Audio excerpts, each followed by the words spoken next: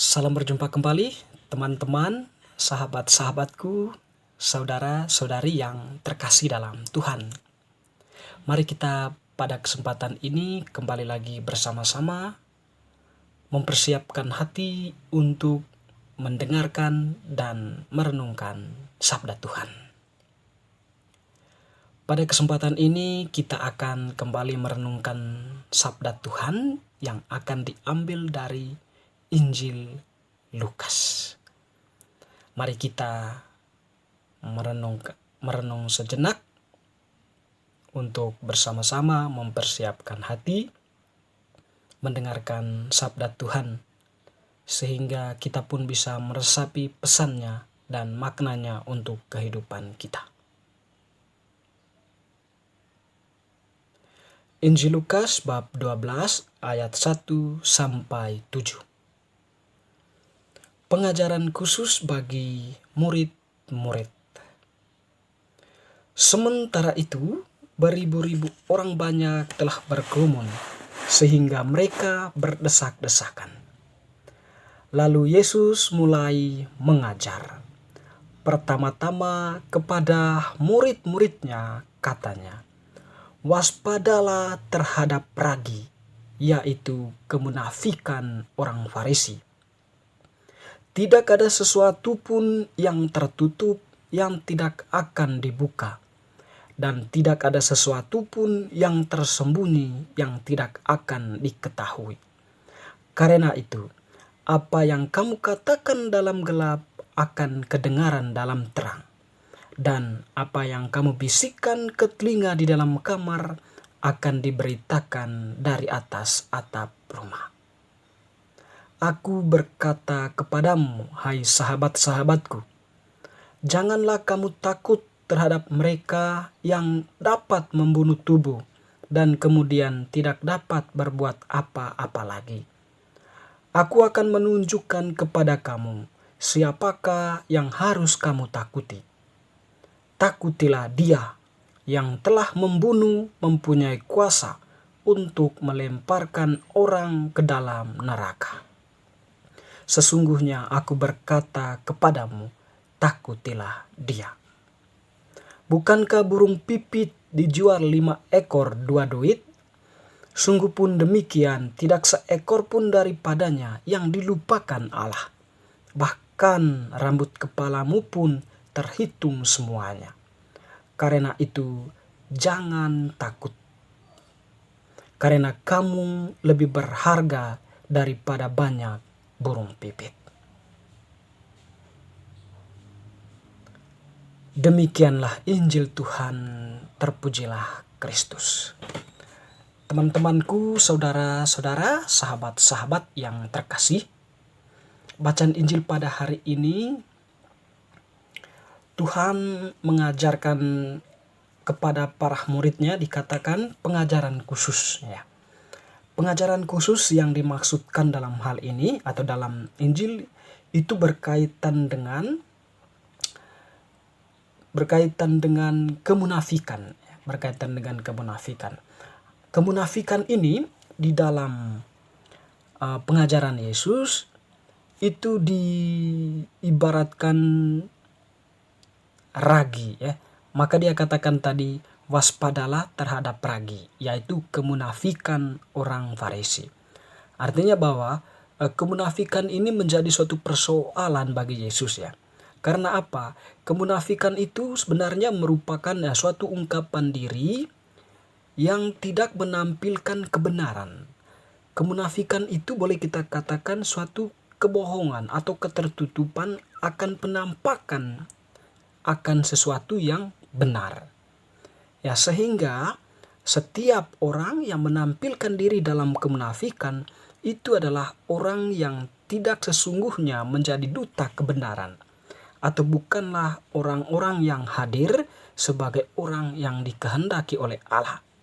Karena tentunya yang di bawahnya itu adalah kejahatan. Dan hal inilah yang ditekankan Yesus, yang kemudian diajarkannya kepada para muridnya ya. Waspadalah terhadap ragi, yaitu kemunafikan. Tetapi bagi Yesus mengatakan atau melanjutkan bahwa kemunafikan itu memang pada saatnya akan terbongkar ya, akan terbuka. Dia mengatakan tidak ada sesuatu pun yang tertutup yang tidak akan dibuka, dan tidak ada sesuatu pun yang tersembunyi yang tidak akan diketahui. Ada saatnya kemunafikan itu akan terbongkar atau akan terbuka. Lalu kemudian teman-teman yang terkasih, masih berhubungan dengan itu, bahwa kemunafikan tentu akan menempatkan diri kita pada situasi-situasi yang yang tidak bebas ya, atau menempatkan diri kita pada suatu ruang gelap, ruang tertutup yang tidak mampu melihat kebenaran atau tidak mampu melihat realitas secara murni, sehingga kita terkadang mengeluarkan pernyataan-pernyataan atau terkadang melakukan tindakan-tindakan yang menurut kita atau tindakan-tindakan subjektif yang menurut kita itu benar dan itu yang kita lakukan, walaupun itu dengan cara-cara yang sifatnya senyap atau yang dilatar belakangi oleh kemunafikan itu. Lalu Tuhan mengatakan bahwa kalau kalian takut atau kalau kalian takutlah kepada Dia yang mempunyai kuasa untuk membunuh, tetapi mempunyai kuasa juga untuk membuang orang ke dalam atau melempar orang ke dalam neraka. Sebab dalam konteks Yesus pada waktu itu, ada begitu banyak orang yang takut untuk menyuarakan kebenaran akan tindakan-tindakan orang yang penuh dengan kemunafikan. Mereka takut membongkar kemunafikan mereka ya. Takut dibunuh, itu yang paling penting. Takut dibunuh atau takut disingkirkan gitu. Tetapi Tuhan menekankan bahwa janganlah takut kepada orang yang membunuh dan tidak bisa berbuat apa-apa lagi, tetapi takutlah kepada Dia yang telah membunuh, mempunyai kuasa untuk melemparkan orang ke dalam neraka. Dan hal ini ditekankan Yesus 2 kali ya. Aku berkata kepadamu, takutlah akan Dia. Ya. Kalau kita takut akan Dia, itu artinya bahwa kita akan memasrahkan seluruh diri kita kepada Allah, atau kita akan menggantungkan sepenuh hidup kita kepada Allah. Apa yang menjadi kehendak Allah, itulah yang mesti kita lakukan. Ketakutan kepada Allah bukan berarti kita melarikan diri daripadanya, tetapi ketakutan yang dimaksudkan lebih pada diri kita menggantungkan sepenuhnya kepada Allah, kepada kehendak Allah. Dalam arti tertentu juga bahwa kita menampilkan diri di tengah kehidupan itu dengan membawa apa yang menjadi kehendak Allah atau apa yang menjadi misi Allah, yaitu kebaikan atau kebenaran, sehingga pada akhirnya menyelamatkan banyak orang. Teman-teman yang terkasih, di mata Allah kita ini atau manusia itu begitu berharga daripada burung pipit, dan harga kita tidak bisa dibeli oleh apapun. Dan kita pun begitu berharga di mata Allah ketika kita mampu menempatkan diri pada posisi Allah, yaitu mewartakan kebenaran, mewartakan kebaikan kepada semua orang. Dengan demikian, ketika kita berada pada posisi Allah, hidup kita tentunya akan senantiasa diberkati dan akan senantiasa diberikan oleh Allah hal-hal atau pengalaman-pengalaman cinta, pengalaman-pengalaman kasih yang mungkin kita tidak rasakan, tetapi Allah sesungguhnya hadir untuk kita. Teman-teman terkasih, kemunafikan itu mungkin kita alami juga dalam kehidupan kita sehari-hari, atau kita sendiri yang mengalaminya.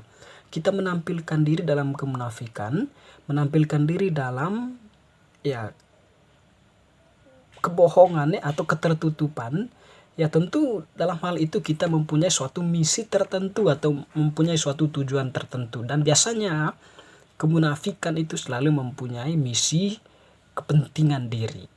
Kepentingan diri itu yang menjadi motivasi kita sehingga menampilkan diri dalam kemunafikan. Tetapi sesungguhnya Tuhan tidak menghendaki kemunafikan itu terjadi atas diri kita. Oleh karena itu teman-teman yang terkasih, penting bagi kita untuk menyadari kembali akan hakikat sakramen pembaptisan yang telah kita terima. Sakramen pembaptisan itu menjadikan kita sebagai anak-anak Allah secara rohania, yang sekaligus bahwa kita sudah diutus oleh Allah mengambil bagian di dalam tugas Allah untuk menjadi nabi, imam, dan raja. Nah, tentunya dalam tugas ini Allah mengajak kita untuk senantiasa menampilkan diri di dalam kebenaran, bukan di dalam kemunafikan. Teman-teman, saudara-saudaraku yang terkasih, sekiranya bacaan hari ini meneguhkan kita untuk menampilkan diri apa adanya, menampilkan diri dalam kebenaran. Semoga. Amin.